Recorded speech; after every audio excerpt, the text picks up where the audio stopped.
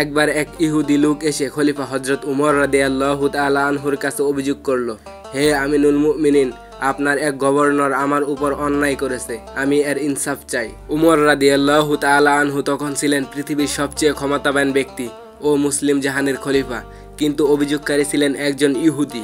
উমর রাদিয়াল্লাহু তাআলা আনহু তখন কি করেছিলেন জানেন? তিনি সঙ্গে সঙ্গেই সেই গভর্নরকে ডেকে আনলেন এবং তার পাশে দাঁড় করালেন। উমর রাদিয়াল্লাহু তাআলা আনহু নিজ হাতে একটি লাঠি তুলে দিলেন সেই ইহুদির হাতে এবং বললেন, যদি মুসলিম গভর্নর অন্যায় করে থাকে তাহলে তুমি বদলা নিতে পারো। লোকটি হতবাক হয়ে পড়লেন এবং গভর্নর লজ্জিত হয়ে গেলেন।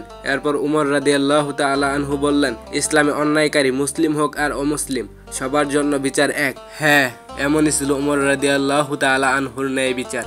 ইসলাম কেবল নামে পরিচয় নয়, ইসলাম হলো ইনসাফ, ন্যায় বিচার এবং মানুষের হক আদায়ের নাম। প্রিয় বন্ধুরা, ইসলাম সম্পর্কে আপনার ধারণা কেমন তা কমেন্টে জানান এবং ভিডিওর ভিতরে লাইক দিয়ে চ্যানেলটিকে সাবস্ক্রাইব করুন এরকম আরও নিত্য নতুন ভিডিও পেতে।